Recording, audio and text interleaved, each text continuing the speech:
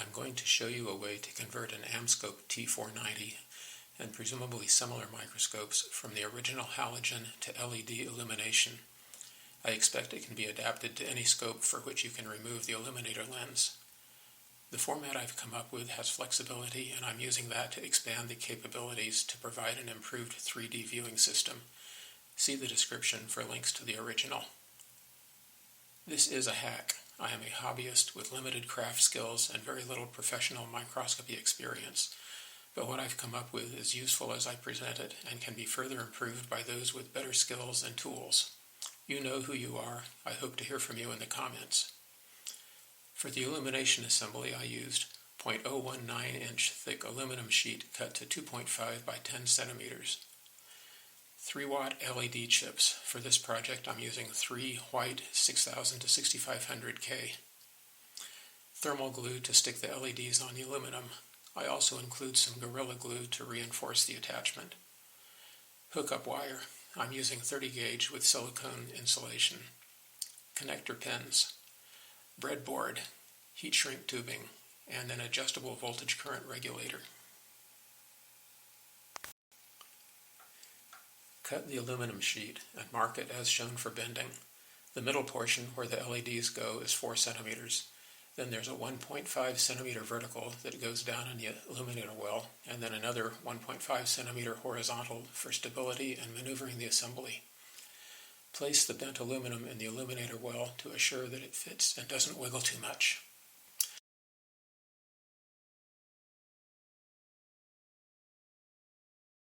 Select the LEDs. Note that they come as surface mount devices. See the one on the right.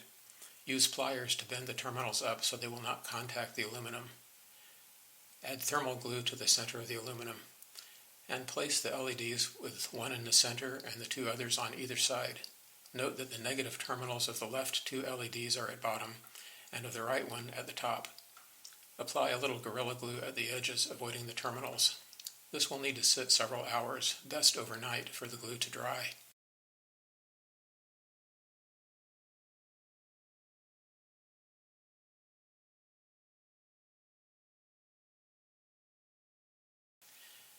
Now cut the wires to the desired length. 30 centimeters is about right for my setup.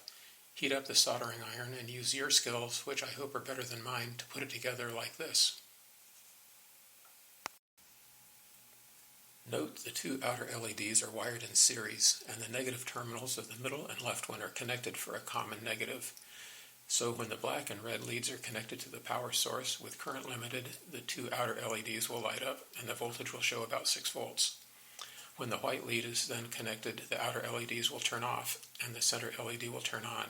The current will stay the same, but the voltage will go down to about 3 volts. Here's what it looks like with my AmScope. I'm covering the assembly with construction paper so you can see which LEDs light up. Note that I have the power source connected to ground and hot on the breadboard.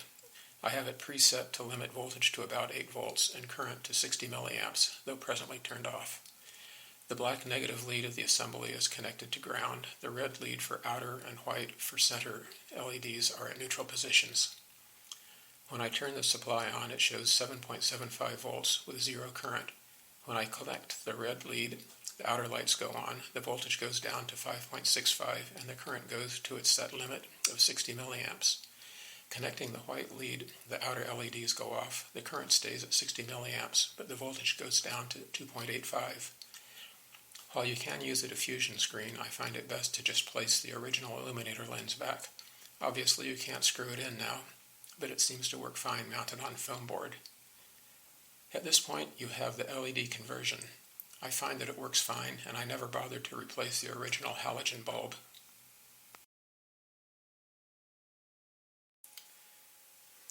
As shown in earlier posts, links in the description, to get a 3D anaglyph image on the monitor, place the blue-red filter on the illuminator lens. Note that the best results are with the Abbey condenser at a low position. You then adjust the filter position right or left to give the image on the monitor the right color, not too red, not too blue. Now when you view the monitor with red-blue glasses, you can see the image in 3D, and you can record or share in real time with others who have red-blue glasses. This process does degrade the color of the image, but I find the added depth perception to be worth it, especially when viewing microbes swimming through a tangle of algae. Eyepiece filters made from the red-blue glasses allow you to see the 3D directly on the microscope and with a clearer view than what you see on the monitor. The reason to have the outer LEDs is that it gives better separation in left and right images when I use it for 3D. That is, the sense of depth is greater. I don't fully understand the optics in this, and I'm amazed that it works as well as it does. To view 3D directly and without loss of color, you'll need the polarizing filter assembly. Again, link in the description. The process is a little more complicated than with the red-blue system, but the results are well worth it for direct viewing. Place the filter on the illuminator lens with vertical polarization to left and horizontal to right. Place the polarizing eyepiece filters over the eyepieces.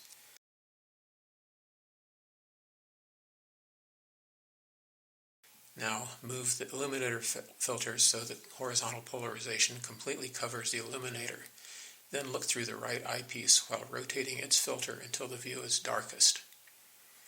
Now move the illuminator filters so the vertical polarization completely covers the illuminator, and look through the left eyepiece while rotating its filter until the view is darkest. Note that these positions may not be what you would have expected, and will differ depending on how you set the interocular distance of the eyepieces. Now move the illuminator filter back to center and view through the eyepieces. You should get 3D with very impressive depth for 10x, 20x, and 40x objectives. The 4x objective sort of works, but is not so impressive, and I have yet to try 100x.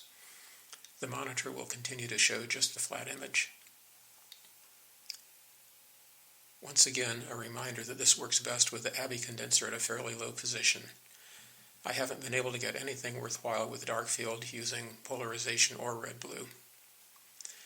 The power source I'm using allows adjustment over the full rated range of the LEDs and well beyond, so be careful not to burn them out. I find it annoying to have to use a screwdriver to adjust the power, but I understand there are similar devices in the $15 to $20 range that are easier to adjust.